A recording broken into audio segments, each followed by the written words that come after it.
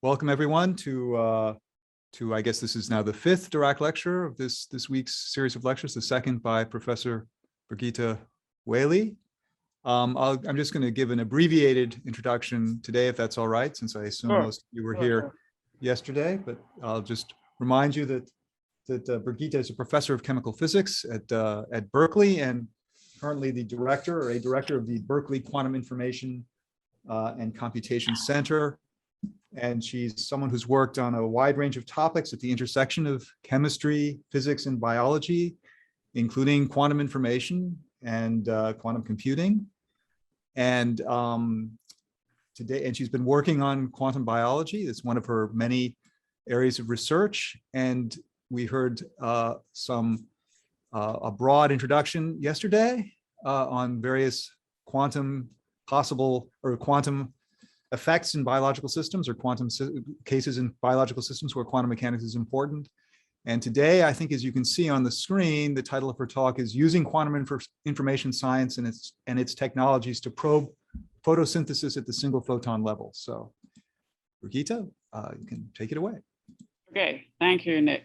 So today's talk will be somewhat more technical and going more into depth and diving into one particular area, one particular topic of great interest in quantum biology today, which is photosynthesis. And so, so this is in the context of what I discussed yesterday. So it's really this on the top left here, plants and also bacteria, which undergo photosynthesis, basically using sunlight, or in the case of these are called black smokers, which are clefts. They could be about 2,000 meters below the surface of the ocean, and they actually use there are little bacteria and little organisms living attached to these rocks, which actually use blackbody radiation.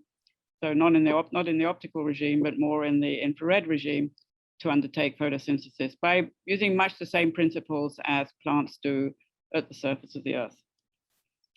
So, but let me start by giving a little bit of a sense of where essentially quantum technologies, which are being developed, mostly being developed primarily in the arena of quantum information science and quantum information processing, but also nanotechnology, or that they build on that. How these enable us to have new probes of structure and dynamics of biological systems. So what I'll talk about first is, in a sense, the analog of the first era of quantum biology yesterday, which is, in terms of quantum technologies, sort of the old era, the pre-era of quantum technologies, which is ultra-fast spectroscopy, which has told us a lot about the quantum dynamics of electronic energy transfer. And also nanotechnologies, people are getting to ever smaller dimensions, where you can here, for instance, use silicon nanorods, these little needles, to give access to cells in an organism. This is some poor live organism, which is sort of literally pinned to a surface by these silicon nanorods, which then deliver in specific locations, in specific cells, can deliver, in this case, it's chemicals, and maybe also electrical signals. And scanning tunneling microscopy needs no introduction. That's really been a valuable tool in general so scanning tunneling microscopy has been used actually specifically to map out small local magnetic fields due to magnetic particles in cells in bacteria. So that's something that certainly might eventually become useful for looking at the physiognomy of birds, as to whether there's any sort of magnetic particles there as a complement to the radical pair hypothesis that I described yesterday.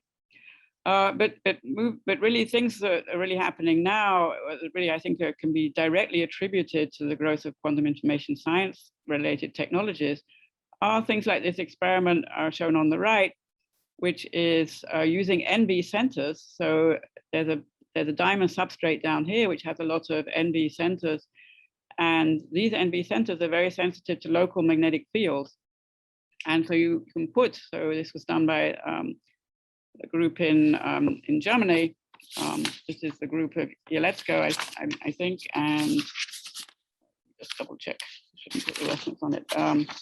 Yeah, it's Rastrup's group and Jelecko, who basically put a planar neuron on a plate on top of this NV center diamond substrate, and they can then measure the transmembrane potentials from activating the neurons here.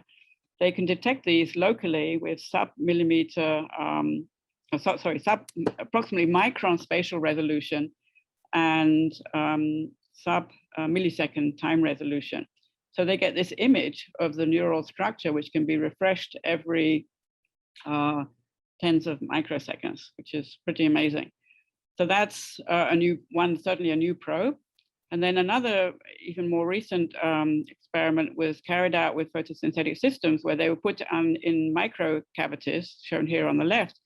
And these are actually little, this is Chlorobacillus tepidum, which is the Latin name for the green sulfur bacteria that I described a little bit yesterday, and I'll say more about today.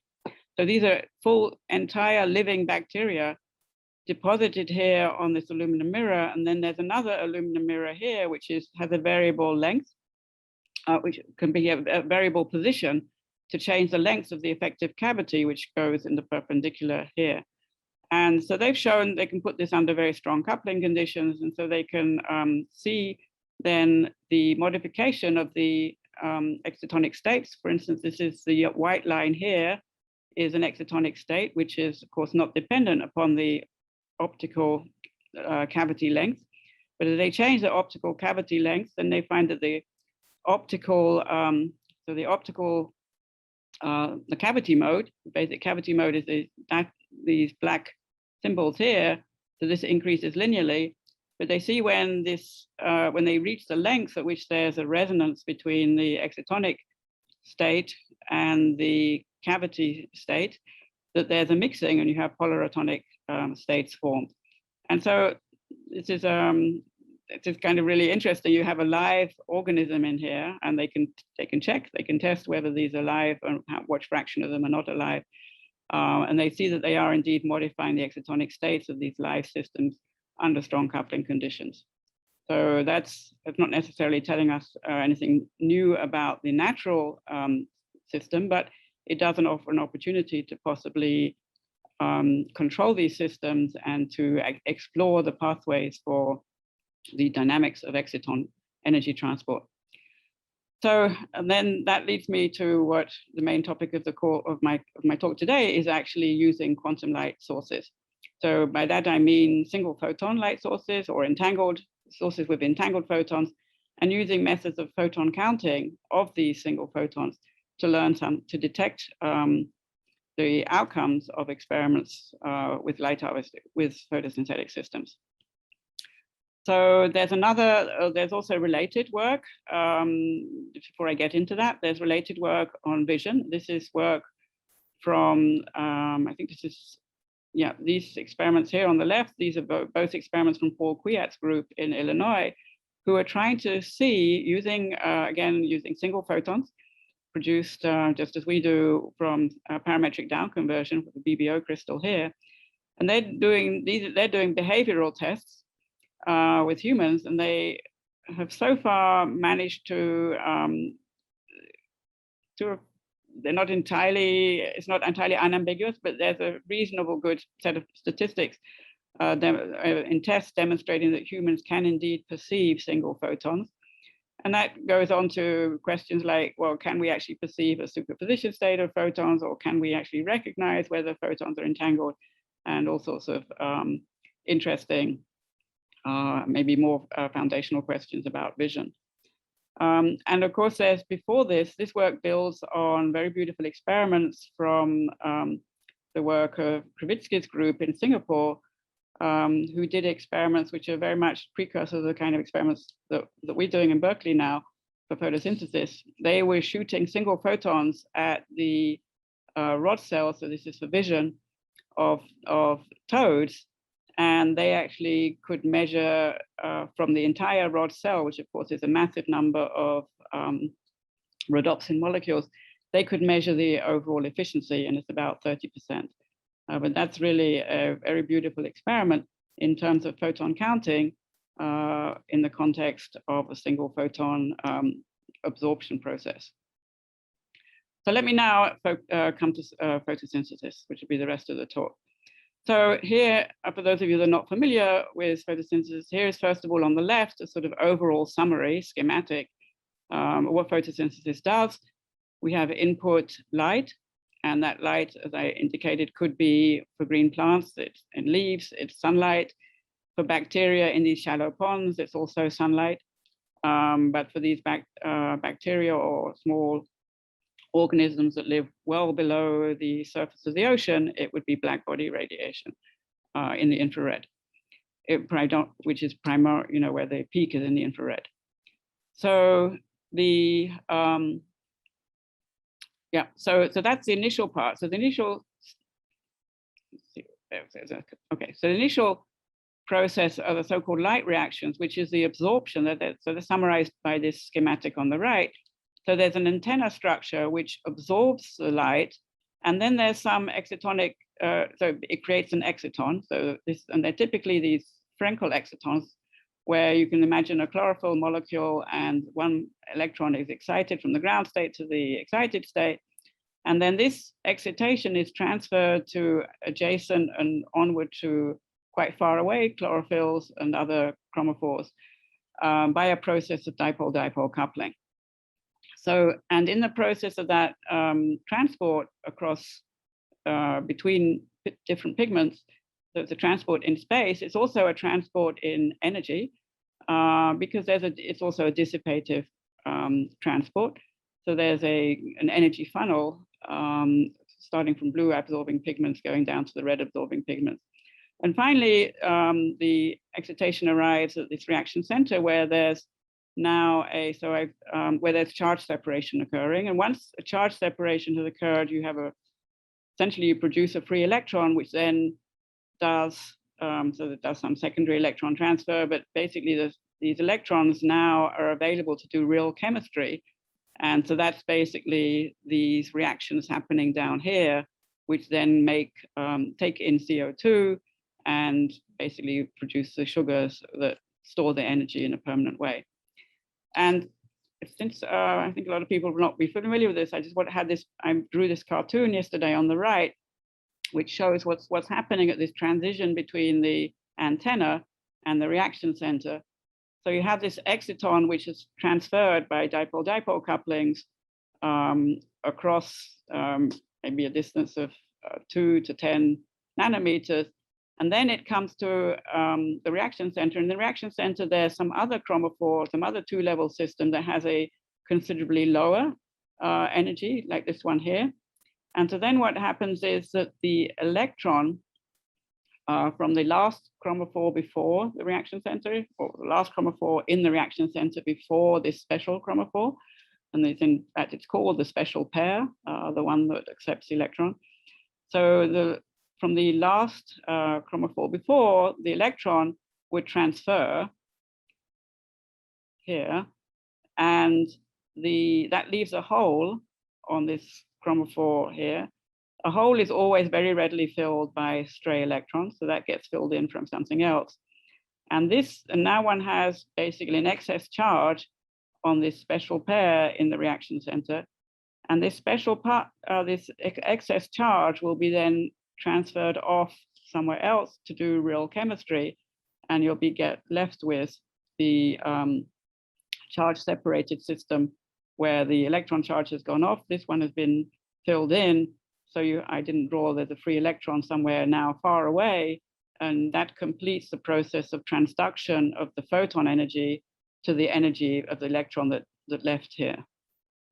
So that's just to keep that in mind, that ultimately we're talking about the transduction of the photon coming in here to the electron that goes off there.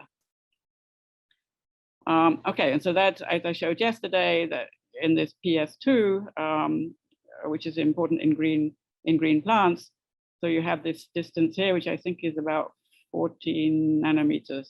So it's on a later slide, where the photon comes in here, and then there's this energy funnel, which is accompanied by spatial excitonic energy transport to this region here, where then the charge separation occurs. So here is the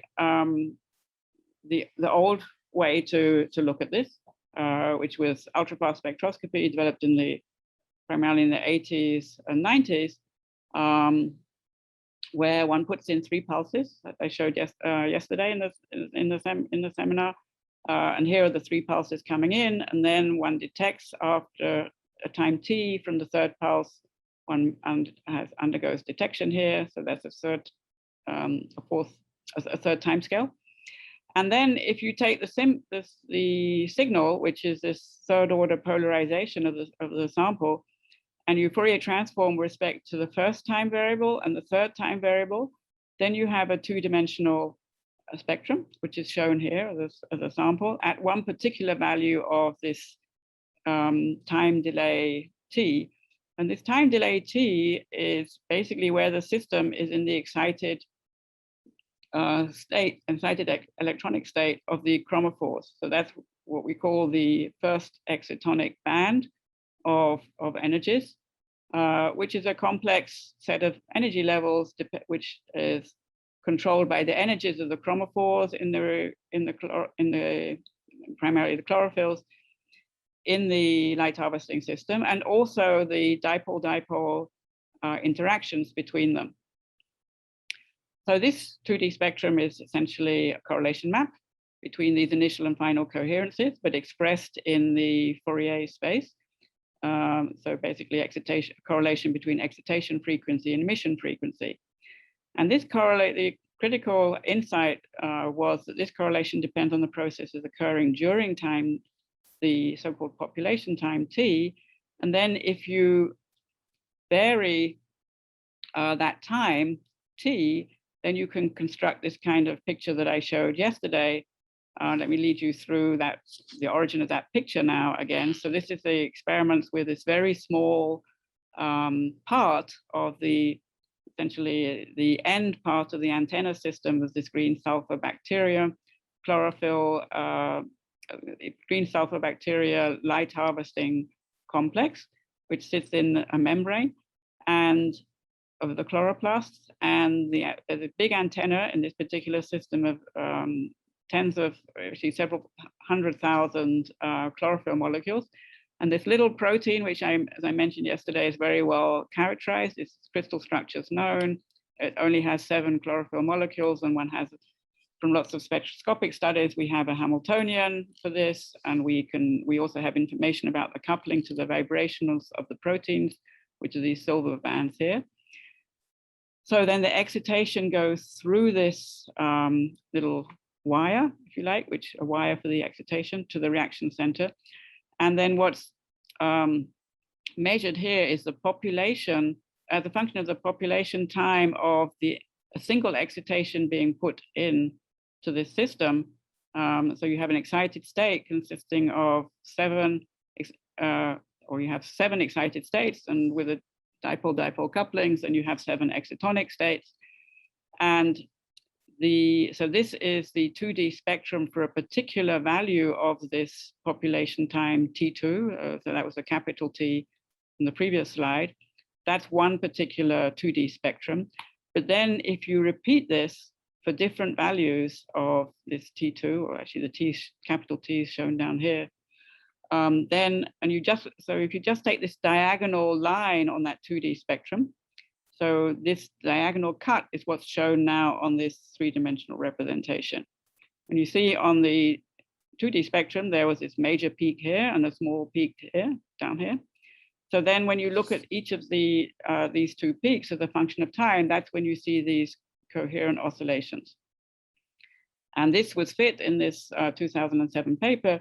This was fit to the best possible simulation at the time of the excitonic energy levels, and it was very good agreement. And so it was then proposed that there was a coherence of the excitonic transport, where the coherence consists of the excitation coming in a superposition of the excitonic states, and that then one has time-dependent oscillations in the excitonic basis.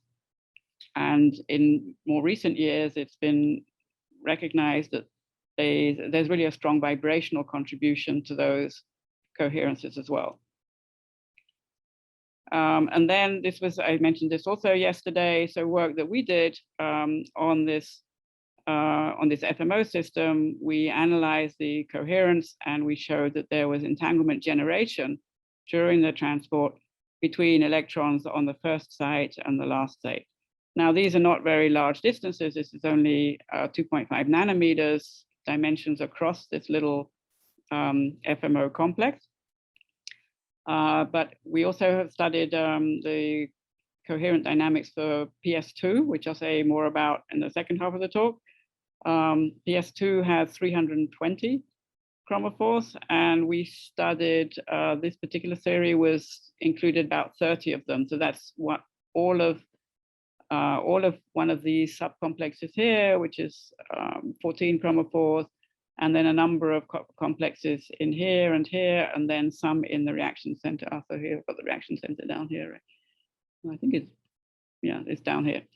So basically trace about 33 complexes along the pathway from the antenna out here to the reaction center. And we found in the simulations, again using fairly well established Hamiltonian models and also models for coupling to the phonons, which are all taken from starting actually from X-ray structure of the PS2, which is well known at this point. So we found in these calculations, I'll say a little bit more about them, the methods that we used further on. We found that there was coherence over distances of about 14 nanometers here, including coherence. There's very weak coherence between subcomplexes, but there would be some coherence between a complex here and a complex over here. Okay, so now the focus of the recent work we've been doing and where the single photon studies come in is in the quantum efficiency. So in nature, the quantum efficiency of light harvesting, which is this number I mentioned yesterday, is if you have a photon absorbed, then the efficiency of that absorbed photon releasing a single electron. That quantum efficiency can be extremely high. It can be up to 99%. And also, as I mentioned yesterday, it's highest in low light conditions. In high light conditions, plants often shut down photosynthesis entirely. Most photosynthesis in green plants actually happens in the early mornings or late afternoons. They shut down in high light conditions to avoid damage, photo damage from producing too many electrons. So the best time to measure the time when they really optimize their efficiency, use their optimal efficiency, is under very low light conditions.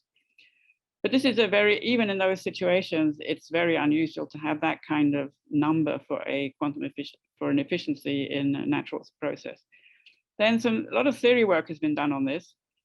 And one is, especially on this little FMO system, which is amenable to theoretical calculations.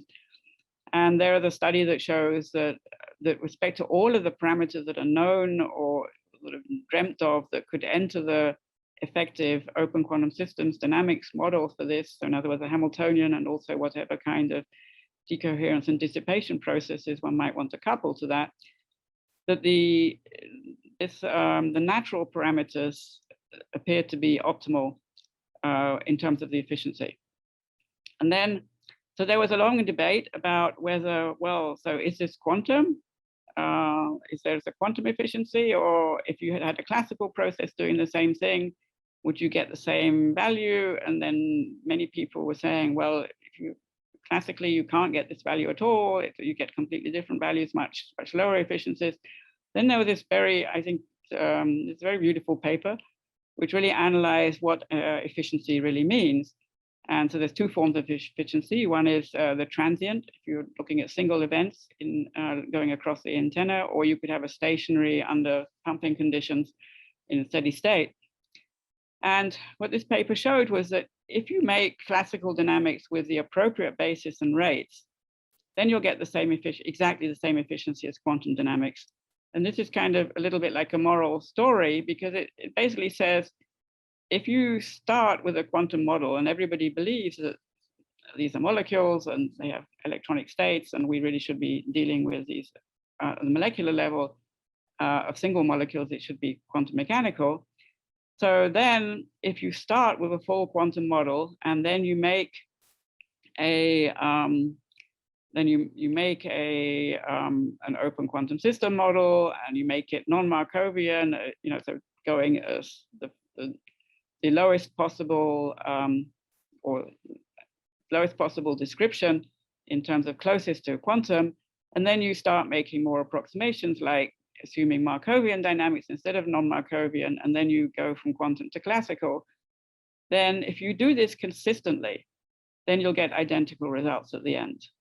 And that's, I think, a very important calculation, a very important conclusion, demonstration for quantum biology, namely that if you really have the correct classical model, which is obtained consistently by properly at each stage doing, whether it's an expansion or a perturbation or some kind of renormalization, if you're doing it consistently, you should get the same result at the end with your effective classical model. So that's just a cautionary note. And then now, so now let me come to the interpretation of quantum efficiency. So as I said, it's unusually high, but you can go out if you look online, you ask for quantum efficiency of photosynthesis, something like this picture pops up. And this is a quantum meter that you can buy and take out into your garden to measure how many photons are available for your plants on a particular day. So the interpretation of this quantum efficiency is that one photon is transduced to one electron hole pair. But if you go in the literature and you look and ask, so where does this conclusion come from? This conclusion comes from bulk kinetic measurements. It's basically quantum yields of reactions in dark and in light. They're highly averaged. They're taken definitely over macroscopic samples. They're taken usually in vivo, but it can be done in vitro too. And they're very highly averaged. And then the result is approximately, one photon is transduced to approximately one electron hole pair. But the interpretation is always made at the microscopic level. So we asked, rather than focusing on the number of photons and number of electrons, what is the mechanism and timescale for the absorption of one photon energy equivalent from sunlight? Because also this statement of quantum efficiency doesn't tell us anything about the efficiency or the probability of getting the photon into the system in the first instance. So we wanted to find out whether this statement of quantum efficiency really is true at single photon level. So if we look at then, what's involved here, how is sunlight absorbed? Whoops, sunlight absorbed. Well, so what is sunlight? Sunlight on the left, we have this picture. And so these are the basic facts. It's filtered black body radiation, filtered by molecules in the Earth's atmosphere. It's ultra weak intensity. By ultra weak, I mean it's much less than one photon per spatial mode of light. And ultra weak also means it's very weak coupling to the chromophores, weak compared to all the other processes that happen inside the chromophores. And in fact, so if you look at here, so a light harvesting, so this is not the LHC in Europe, this is a light harvesting complex. This is inside a green plant. This is actually a photon detector with a high internal quantum efficiency. And the detection step is really the combination of both the absorption of a photon and the excitonic energy transport, which is spatial and also energetic, plus then the final step of the electron hole pair separation. And actually one very interesting thing that we found when we first started to think about this is that it's known that for this electronic energy transport, there's a confluence of parameters in that the excitonic energy separations are the same order of magnitude as the electron-phonon couplings, which are the same order of magnitude as the extent of energy disorder of the chromophores. And so people, you know, some of us have thought about, well, why is it these are all the same? I mean, maybe that's also a feature of the high efficiency. But so in some sense, we also expected then the strength of the light chromophore coupling to be similar, but it's not. It's several orders of magnitude smaller. So that's what this very weak coupling to chromophores means relative to all the energetics happening inside the chromophore for energy transport. The absorption is basically subject to like a real barrier energetically.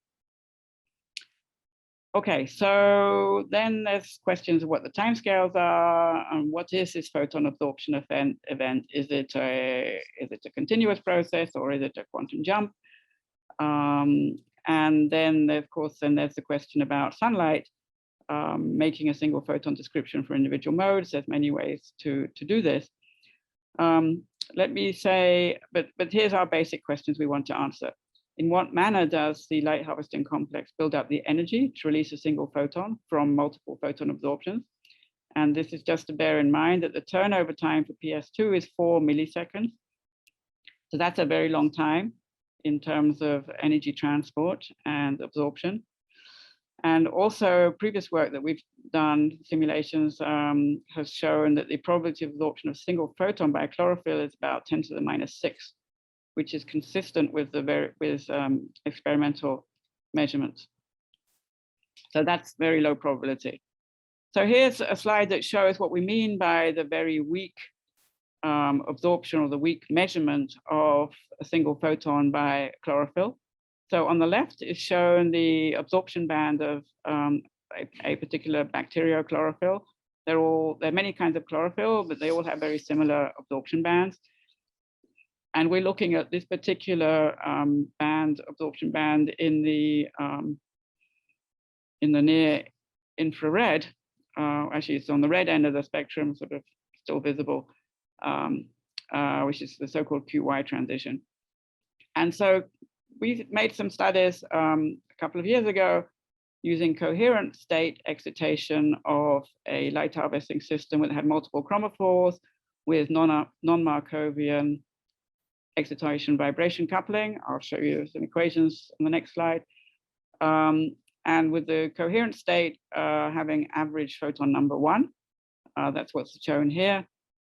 And you see that this is excitation of a single photon. You see that as you're changing the bandwidth by 7 orders of magnitude to the natural bandwidth, which is in sunlight, which is something like this, this dotted line here, that's the bandwidth essentially of this transition. And the solid line here is actually the bandwidth of the optical regime, which is sort of an anthropomorphic estimate, 400 to 700 nanometers. It's the same order of magnitude bandwidth that you get here. And you see that whether or not you include phonons, when your bandwidth is very high, there's no difference really. You're so far off resonant, whether you're off resonant because just the bandwidth is high or whether you're off resonant because the dephasing effects of vibrations causing these line widths, you lower your absorption intensity or absorption probability from something close to 1 when you're truly on resonant with a narrow line, which is known theoretical results here for various different pulse shapes for a 2-level system in vacuum. Those are known theory results. So that's about a half, but you go all the way down to 10 to the minus 6 here. And in recent work that's will probably be in the archive next week, we have done this now with Fox states as well. And we essentially get very similar results as to like this in this regime, basically very similar with the coherent states. So this is all consistent with this single molecule absorption or a cross section of 1 to 10 angstrom squared, which has been seen in experiments for single molecules by several groups. In 2011, there were three separate groups that did different kinds of experiments that enabled them to measure the absorption cross-section for a single molecule. So something that's also evident from this kind of theory that's here, let me just show you what the theory involves. So this level of theory is using density matrix dynamics. So it's not really, it's looking at an ensemble of systems. And this is under Fock state excitation. And under Fock state excitation, there will be two coupled hierarchical sets of equations based on one hierarchy deriving from coupling of the electronic system to the photons, but to photon number states. And so there's a hierarchy here in terms of density matrices for the indexed by the photon state and its coherences.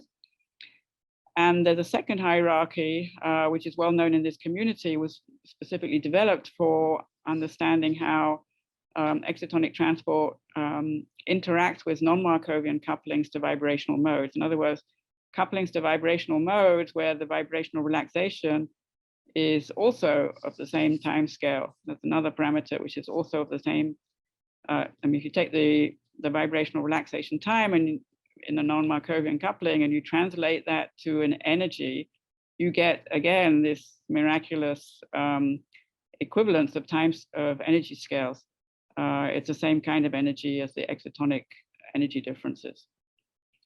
So that gives rise, Ishizaki and Fleming, Ishizaki was a postdoc with my colleague Fleming some years ago, he developed the hierarchies of equations of motion, so which allows you to basically make calculations with a linear set of equations.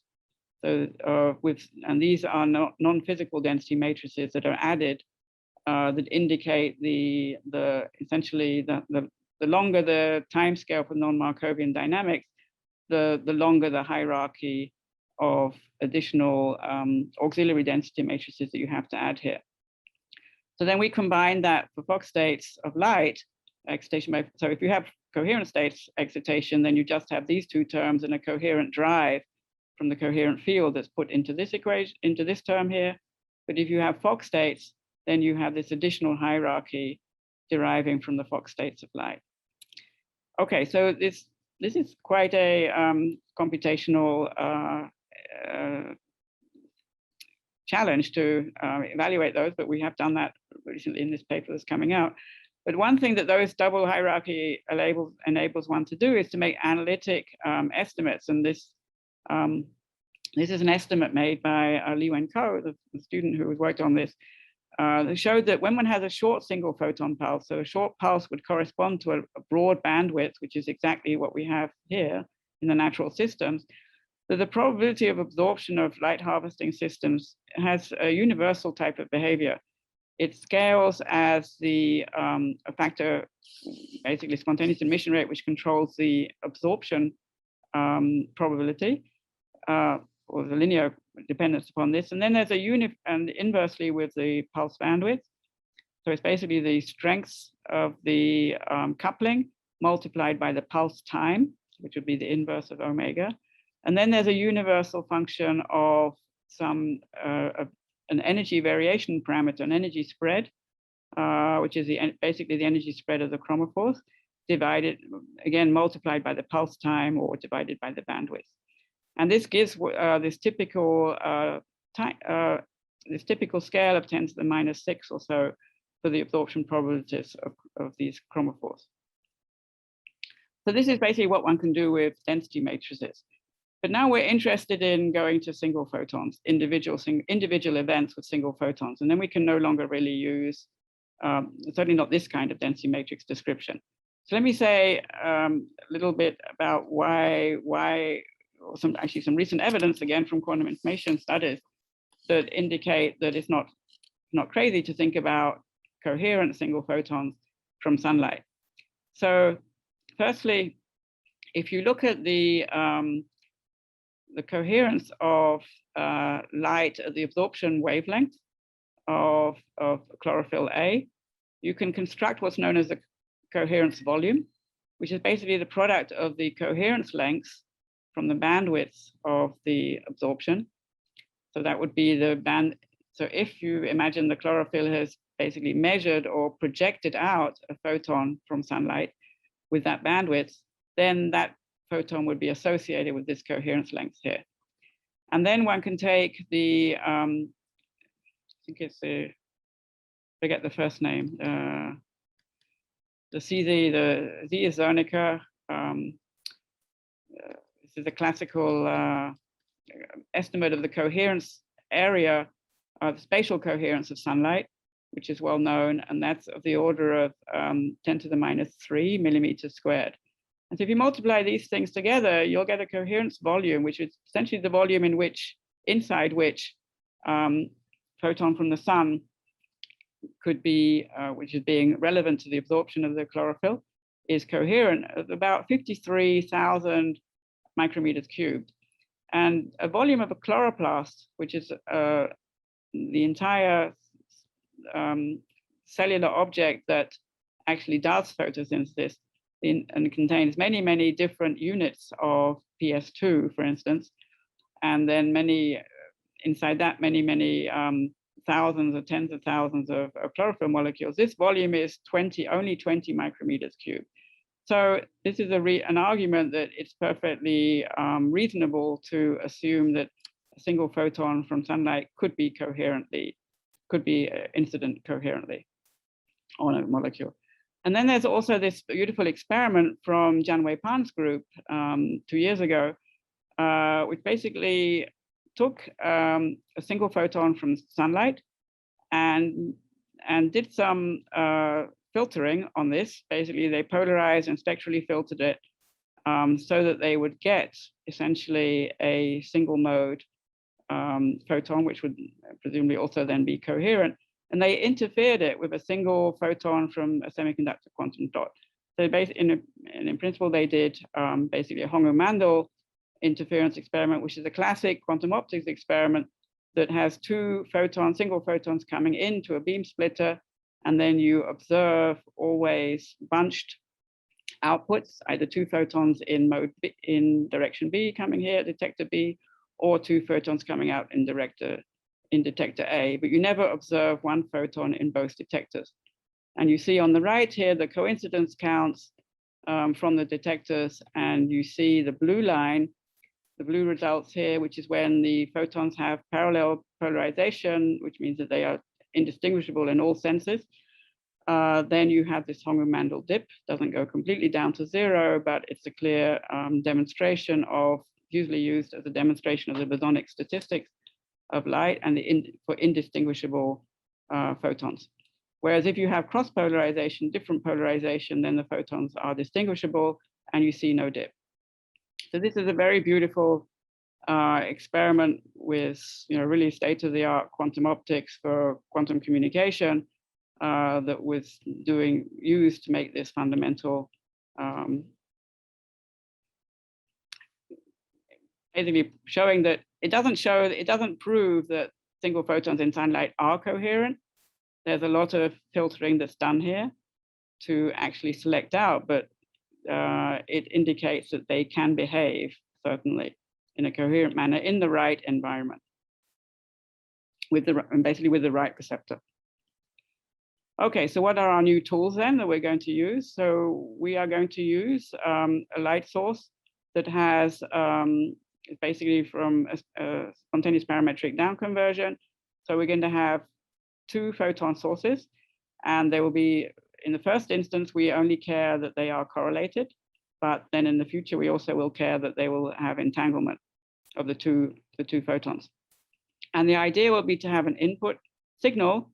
In the first instance, I'm going to show you an experimental result where we input one of the photons. We use the other one as a herald for this one coming in and being incident on the sample. And then we're going to measure the fluorescence output and also possibly measure the transmitted outputs. We're going to be measuring this basic quantity, which is the number of photons absorbed per fluorescence event. So this is a setup. This is not exactly the setup we are using, but it illustrates the idea.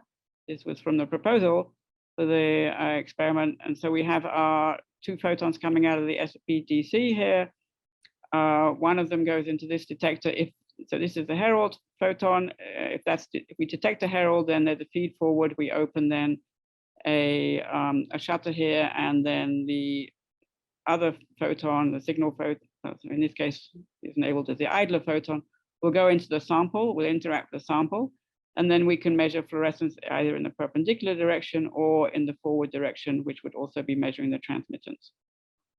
So what we're going to do in the very first experiment I show you, it will not be, ideally we'd like to do this experiment on PS2, where we absorb somewhere in the antenna, and we would then be measuring emission from, ideally, of an electron from here, but we are going to take a nearby chromophore as a proxy for having arrived at the reaction center.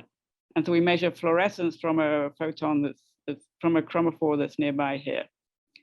And then in this experiment, we use only correlations. We don't need to have entanglement required in this case. And the photons, the important thing is the photons are put in a pure state. And so you can think of the initial state as a Gaussian Fock state, polychromatic Gaussian Fock state.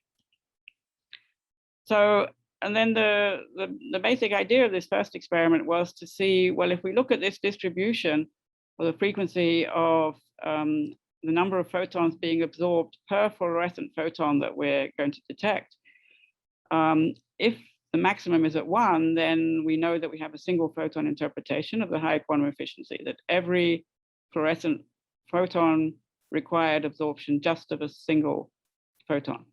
If, however, there is a maximum somewhere else or a more smooth distribution and the maximum is not at 1, then that means that the energy required for electron hole pair formation or fluorescence proxy of this is reached by having multiple absorptions and dissipated processes, which is quite different. And it still doesn't change the argument about quantum efficiency. So this was the actual experiment that was done. It wasn't done, the first experiment, it was done in the last year, or 18 months, is done with a sample called LH2, which is Light Harvesting System 2. These light harvesting systems don't have very original names. This is number 2, and these are the small rings here. These are the systems that actually, I think, from a physics point of view, are the most attractive because they have a very high degree of symmetry. They actually consist of these circular rings, and these rings are basically 2 rings on top of each other with different chromophores. One chromophore absorbs at 800 nanometers, and then there's a second ring which absorbs at 850. So we're going to measure absorption by the 800 nanometer and monitor fluorescence from the 850 nanometer ring, and those can be spectrally distinguished. So this is the outer antenna structure in a bacterial system. It's called purple bacteria, so it's not the same as the green sulfur bacteria that I showed you yesterday. And just as a note, this is a micrograph, I think scanning tunneling, electron STEM, scanning tunneling electron micrograph. So the big circles in here in this system are actually the reaction centers. So the big circles here they collect the excitation energy from all the small circles, and that's where the charge separation occurs. But we are, in this first experiment, we're just looking at one of these small circles and just looking at the process of energy transfer from the high energy circle, which absorbs at 800, to the lower energy circle, which absorbs at 850. And then in the biological system, that exciton at the 850 would then, it would be moving, it would then be transferred across to the big circle. Okay, so we have our single photon pair. We have here at 800, and then one of those photons goes onto the sample, and the reference photon, which is the herald, goes on to this detector, and that sets the clock. And then we measure the time-delayed coincidences between seeing a fluorescent photon here and having at a time tau earlier having observed the Herald photon there. And so the Herald photon is a proxy for the incidence of the initial photon on this side on the sample. Right.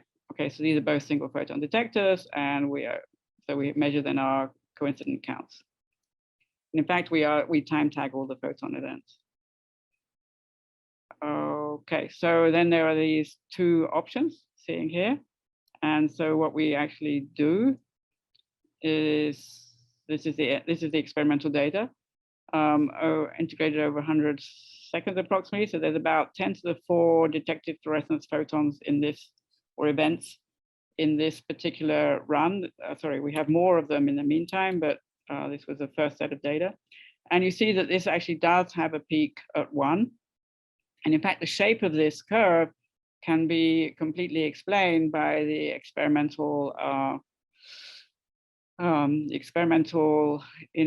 yields and in imperfections in the counting and inefficiencies in the detectors and so on. This is all completely analyzable and very nice. So this experiment validates the single photon interpretation of the high quantum efficiency. So that's the first experiment we've done. That's now. So now I'm going to spend most of the rest of the talk focusing on, I'm nearly out of time. So I better quickly go through then the theory that we've been doing alongside this, which now thinks about just taking a single photon and incident upon a light on a leaf, or in this theory is actually for PS2, and then looking at what we can learn of the dynamics inside the light harvesting system by doing the kind of photon counting experiments I showed you in the previous slide, but a more sophisticated version of that, which would allow for probing on a finer time scale. So those previous experiments were done with like a nanosecond, 13 nanosecond time delay. And we're planning now experiments that will have only pump probe type of experiments using entangled photons that will only have of the order of a few hundred femtoseconds time delay. So then the kind of thing we want to analyze is the following. So we have here, we consider our single photon coming in, and here's this PS2 complex. There can be some transmission, there can be fluorescence here, and then there's fluorescence which we lose. So we have in principle here 5 channels. And this is just to show you the structure of this PS2 that we're looking at. So this is where it sits. It sits inside this membrane, inside what's known as the thylakoid disc, which sits inside this chloroplast, which sits inside the leaf. And this PS2 has about 324 chromophores. It has a kind of dimeric type of structure. It sort of separates also into 2 layers, one facing towards the inside, so-called lumen side, inside the thylakoid disc, and the other facing to the outside, which is the space filled with fluid outside the thylakoid discs. That's the stromal layer. And so this, you can see how these chromophores are distributed. They're all, except with a section of a few of them in this reaction center, they are all various types of chlorophyll. And these are color coded for the general region where they are, either on the antenna systems on the outside, the blue, the inner complexes as they're called here, and then the reaction center chlorophylls, and chromophores, which are in the orange. So let me see. So this is, let me flash through some of this. Is dipole moments. We have studied the effect of the extent to which there's collective emission, basically super radiance in these systems. It's not very high because these dipole moments are, I wouldn't say they're completely disordered. There's probably reasons why they are ordered relative to each other in which way they are because of packing constraints. But as far as they're very far from being ideal for having a collective super radiance effect. They have a very small overall dipole moment, given that each dipole moment, transition dipole is about 4 dBi. This is the net from 382, so there's not much polarization in any direction. And okay, so these are the collective decay rates. This is how you get the collective decay rates. You get then form collective emission operators. So this is standard quantum optics. And when you do this for this system, you'll find that your decay rates are enhanced by a factor of 10 relative to that of a single chromophore. So there's some enhancements from collective decay, but not a lot. So we basically then are thinking about detectors with solid angles that would emulate what one would see in an experiment. So we put all this geometric stuff in here, and then we get our overall, using input-output theory, we get our overall jump operator for emission of an electron as something which is dependent upon the collective decay, the solid angle which you're collecting, the polarization, and then here is the lowering operator of the chromophores. So we have our measurement jump operators, and then we have also jump operators for the environment where we're having loss of photons. And then we have now a wave function solution. So you can do this either with density matrix or with pure states. We've chosen to do it with pure states because it's actually very convenient computationally. And so we basically have evolution under Lindblad type of master equation with jumper operators that condition the evolution on the detection of a photon. So this is, well developed in quantum optics, starting with Carmichael and many others since. And so we're interested in these fluorescent modes, which have a certain rate given by these jump operators, so the expectation value of these jump operators in the time evolving state of the system in the excited state. So this is an excited state now of this 324 chromophore system. So these are the results of these rates coming out from these calculations. And these rates show clearly both in the transmitted mode and in the side, on the side, the fluorescence, perpendicular fluorescence, they show clear oscillations. And you also see actually for this particular geometry, there's a higher propensity of one polarization than the other polarization. These oscillations are due to the excitonic quantum coherence in the dynamics when the photons are inside the light harvesting system. That we can see very well by Fourier transforming these signals and then comparing the transformed peaks with the energy difference, excitonic energy differences. And we see they all line up with excitonic energy differences. So that's nice. That means that by that means that by measuring these rates of detected photons, that we actually have an independent from a usual, so a different kind of witness than the usual spectroscopic witness of excitonic coherence. And this is basically just taking expectation values and seeing that we get the behavior we expect, that after a single photon pulse goes through here on the left, that the expected counts get very close to 1, but they're off by 10 to the minus 5. This is a transmitted beam, and so the 10 to the minus 5 represents the probability of having been absorbed. And then these are the side counts, which are from the emission. So these are individual trajectories, so conditional trajectories. So here's one trajectory where there was a photon absorbed here, and then it was emitted down here. And we can run this and we get a distribution of emission times and so on. Okay, so now this was all though for what the biologists and also my experimental colleagues would consider as a very unrealistic model of a light harvesting system, namely only electronic excitation, electronic interactions between the chromophores. So, and we know from the many studies that it's very important to add these electron-phonon interactions. And so this is a typical picture that one has in this field, that one has a molecule which is in some ground nuclear vibrational state down here. And then when you excite electronically a molecule, typically the electron distribution in the excited state tends to expand, get larger. And that causes, in a condensed phase, that causes pressure on the nearby molecules. And so you have typically the vibrational modes are displaced to a larger internuclear equilibrium position in the electronically excited state. And that's shown for one nuclear mode here. So you have a harmonic oscillator here, and that's displaced outwards in the electronically excited state.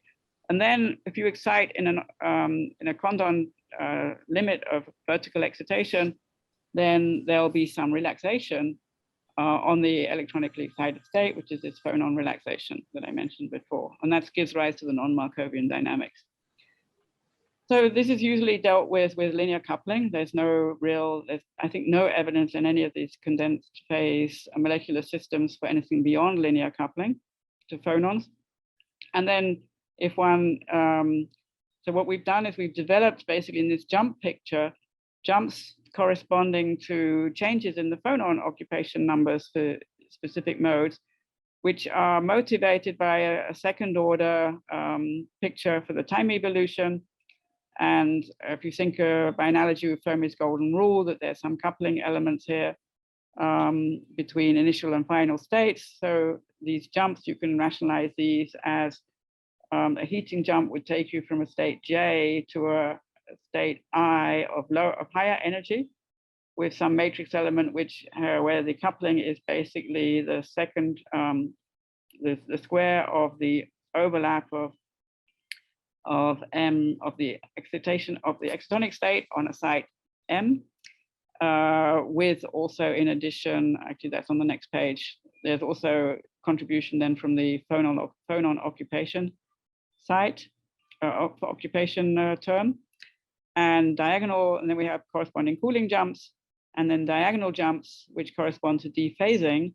So these heating and cooling correspond to dissipation. The diagonal jumps correspond to dephasing, and these are basically diagonal in the energy eigenstate. So, yeah, so here, okay, so if you look at the jump operators down here, you see now that we have these A operators here, which are then modified by, so those were operators, and they're modified by the spectral, the scale, the square root of the scaled spectral density, little gamma m, which is derived from a correlation function of the phonon, of the phonons at that particular energy difference, omega ij. Okay, and so this represents non-Markovian types of couplings, but what we do is we take the Markovian limit of this, which is a steady state essentially, and we use this, in this Markovian limit, we use then the resulting omega dependence of the little gamma to define our Lindblad type of couplings. And that enables us to do then a trajectory. So this is the last, yeah, this is the last real slide here, but it's got an animation. So let me walk you through this. So this allows us to do a quantum trajectory for the absorption of a single photon in PS2, actually literally only in half of PS2 because it was rather large. So this is something like, instead of 324, it's about 160 sites total. With the, so there's 160 chromophores, so 160 chlorophyll or analogous chromophore molecules, and including then this non-Markovian coupling to phonons, where we have, as I showed on the previous slide, we've massaged this to be operative in the Lindblad limit, so that we can make a in the Markovian limit, so that we can take a Lindblad form of the dynamics.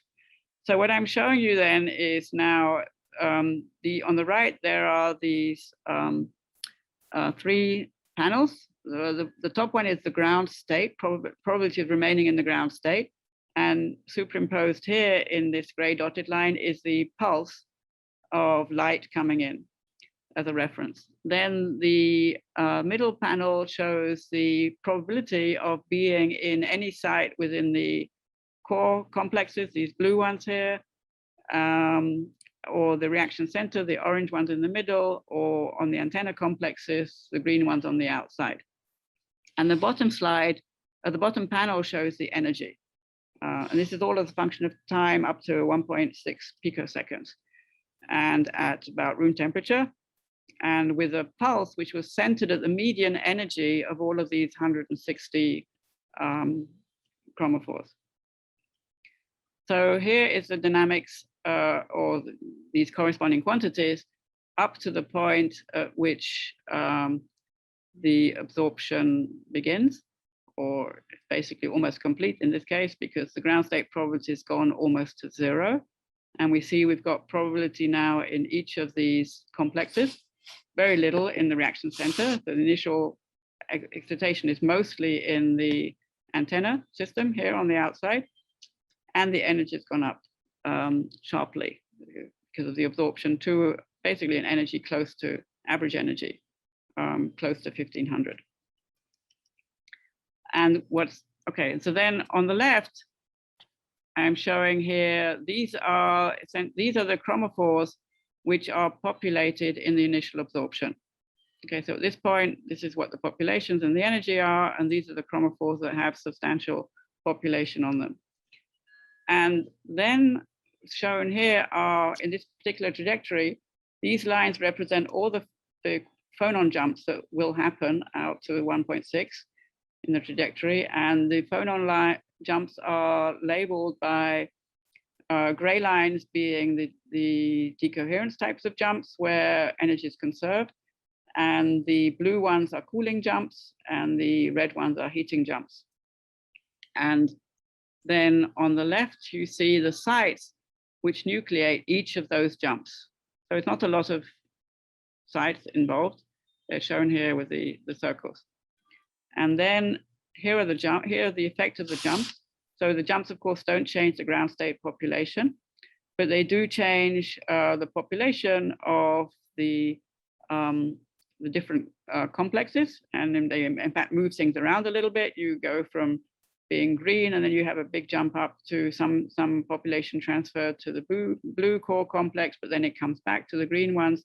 So the energy isn't just going monotonically, let's say it's not monotonic, it isn't going just unidirectionally down from the green to the reaction center. It sort of sloshes around a little bit. It might go through here and down there and come back up and then down again in any given trajectory. And then and also what we see here is on this, at the bottom, if you look at the energy itself, so the energy in the initial absorption step, there's a non-zero variance in the energy here. And that's because initially the absorption occurs into a bright state of the PS2, but the bright state is not an energy eigenstate of the PS2, it's a superposition of energy eigenstates. So that's where this non-zero variance comes from. And then there's a phonon jump here as well. And that the phonon jumps, if you analyze them, that they give rise to coherence transfer. So this is, and then following this phonon jump, then we have the next jump is a red one. So that's the heating jump. That's a dissipative process in the opposite direction of the system gaining energy. And these dissipative jumps will project the system onto energy eigenstates. And then the energy becomes sharp. And from then on, it always remains sharp, even if we go through another dephasing jump here, another gray line here. Okay, so if we then expand that from 1.6 picoseconds up to 3.5 picoseconds, you see that we're now large enough time that at the end there's a jump from a phonon jump taking you from being primarily in the blue to primarily in the orange. And so now you're essentially a complete probability of being in the orange.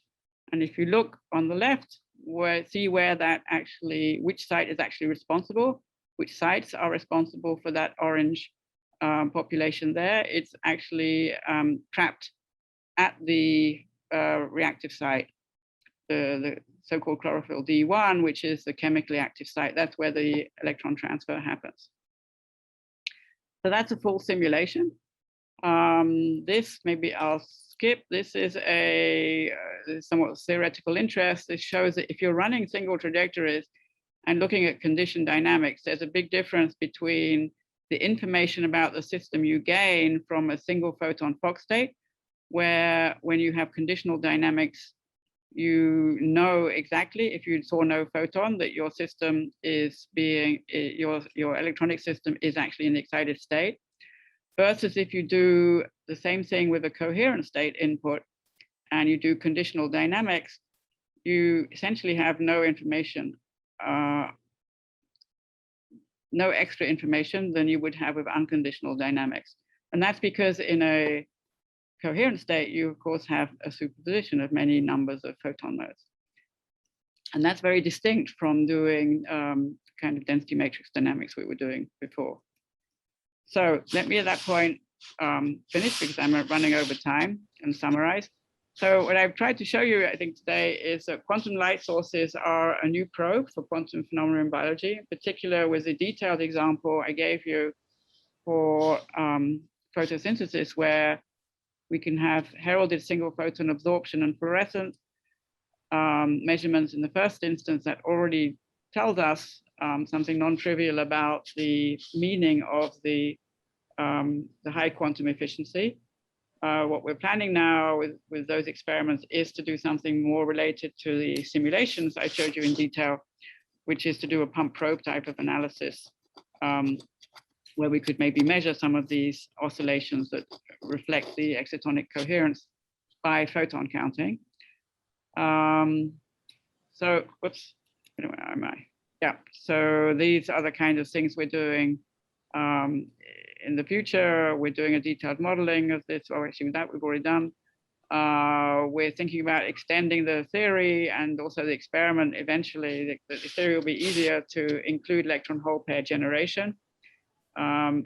Eventually, it will be possible, we think, to measure simple electrons experimentally, but there's a whole nother technology that has to be added in. So that's clearly sort of further away in the future.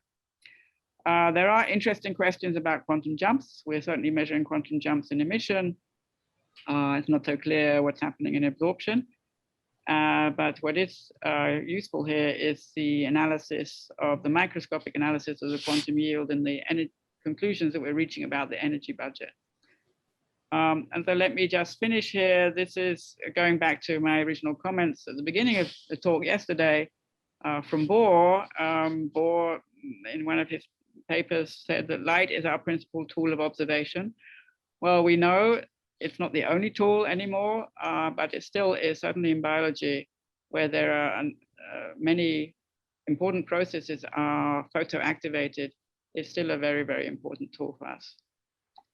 And so with that, let me close and acknowledge the people who actually were doing all the work. The experiments that I talked about are in Graham Fleming's group, and the lead person there is a very talented postdoc, Michael Whaley, and a graduate student, Kadron Orcutt. And also we had a lot of input from Javier Sabines-Chesterking, who's now at NIST, who was previously with Jonathan Matthews in Bristol, and they were involved when we were first thinking about doing these experiments and setting it up. And on the theory side, Rob Cook has done all the quantum optics theorist who took the plunge and agreed to work on these biological systems. So he's done all the quantum trajectories. Li Wen Ko has done all the density matrix work with the double hierarchy. And Herman Chan did the early work using coherent state excitation. And thanks to DOE for funding this. So that's, and thanks to you for listening, and I'm sorry to go over. Oh, no. Thank you very much, Birgitta. Yeah. So let me see if there are questions. We have a question from Bill Green. Bill, you can unmute and. Yes, can you hear me? Yes. Thank you. That is wonderful work. It's advanced light years past my early experience in spectroscopy. A question I had, I know you're working with carbon living systems, so to speak, but yeah. have you yet had a chance to study the temperature dependence of these energy transfer processes to see which ones decouple first and so on and so forth? So yes. So in the earlier, sort of like the first generation of studies before we were doing single photons, when we were studying FMO with density matrix methods, and when Graham was studying FMO with the multidimensional spectroscopy, there actually that experiment from him that I showed with the oscillations, that was done at 77 Kelvin, and then subsequently his former student or postdoc Greg Engel, who's the first author on that paper, he's now got a faculty position in Chicago. He repeated that experiment at room temperature, and he saw weaker oscillations, and they don't persist for so long, but they still, I think the original experiment, the oscillations went out to something like 800 femtoseconds, and then at 300 Kelvin, or yeah, somewhat below room temperature in Berkeley, it was in Chicago. I think they went out for at least 150, if not 200. So they had at least a couple of oscillations. They didn't have as many oscillations. So it does appear to be experimentally validated at room temperature. And theoretically, yeah, we and other people studied it at different temperatures. And yeah, you see the suppression and the greater dissipation at higher temperatures, but it's still, you can still see some oscillation. Beautiful. Thank you very much. So I'll look for other questions, but maybe in the meantime, I can ask, sort of as a physicist who likes simple looking Hamiltonians, my sense is your light harvesting complex, I want to turn it into a Hamiltonian. I guess you've done that. We do. How, Yeah. how bad is that? Is that Hamiltonian one that would, even just looking at the Hamiltonian, would that be disturbing for me, or is it a nice lattice, or? I don't have a picture, but for the FMO, it's actually very nice. For the FMO, it looks almost like a one-dimensional walk path. It actually goes. So for FMO, I can do this with my finger. If an FMO, the entry site is like here, then in terms of energy, it's energy scale up and down. So the entry site's here, and then it goes up. That's kind of interesting. It's very unusual. There's an uphill step to the second chromophore, and then there's more or less a downhill step to the reaction, to the last chromophore before you go into the reaction center. But there's, at one point, there's two paths.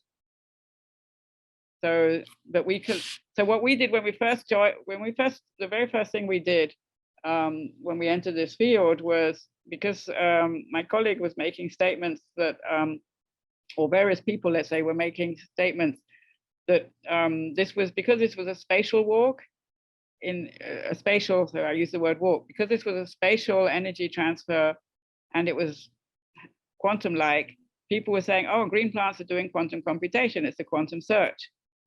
So that's when, I thought the gauntlet had been thrown down, and I said, oh, well, we have to look at that. And so the very first thing we did was try to map it onto a quantum search problem. And so we took this Hamiltonian that was, it had this, like this, there was two pathways, but we collapsed them onto one.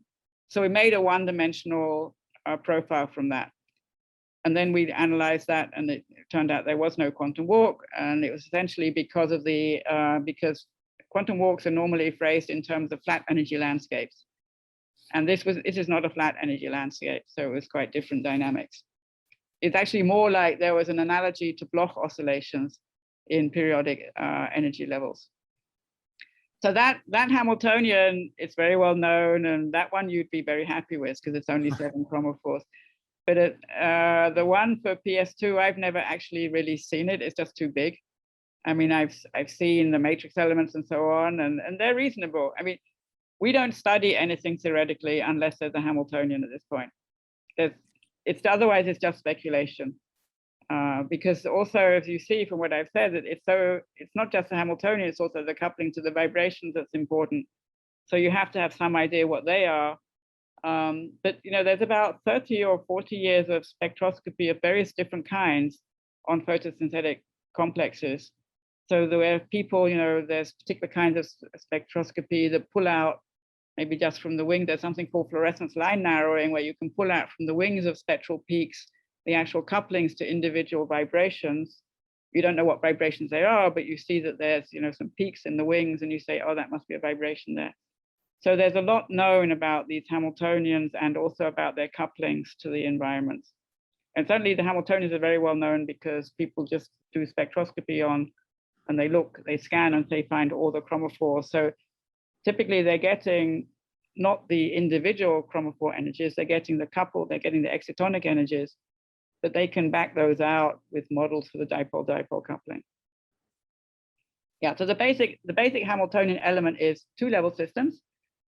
dipole-dipole coupling between those two level systems. And that's your chromophore Hamiltonian. And then you have to couple to what could be a very nasty looking bath. You're muted. I'm sorry. There are correlations. It's a correlated electron system. Yes.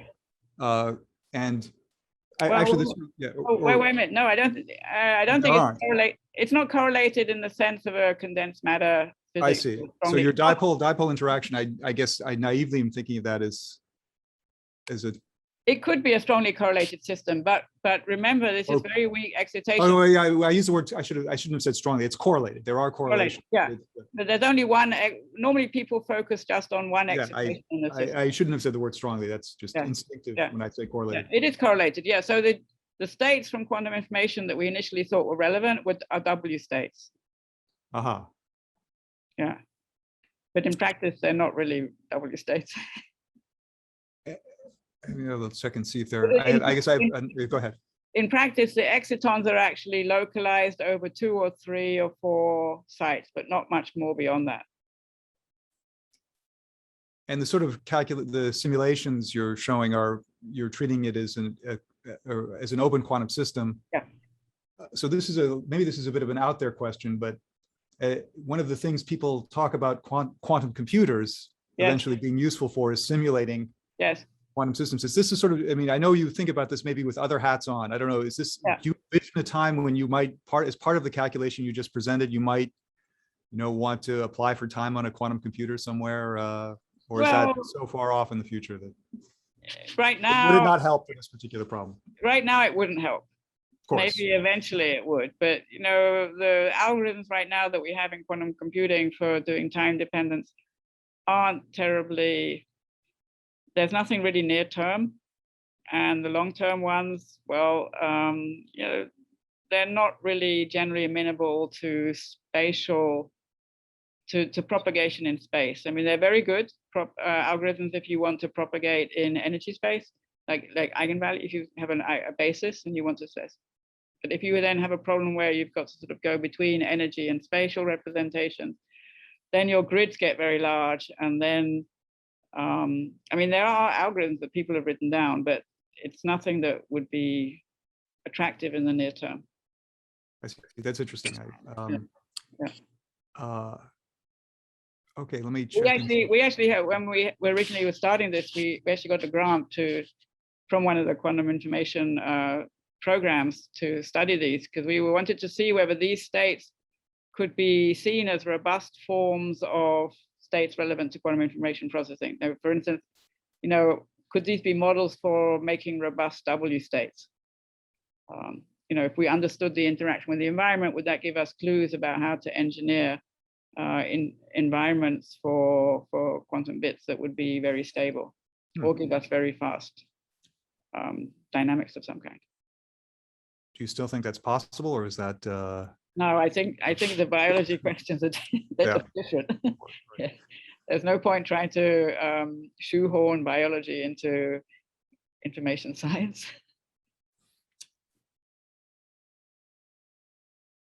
So let me see if there are any more questions. So Bill's questions in the chat. Oh, a minute. You may have typed it in chat already. Is sample temperature relevant to the outcome? Well, I don't know. I mean, there is.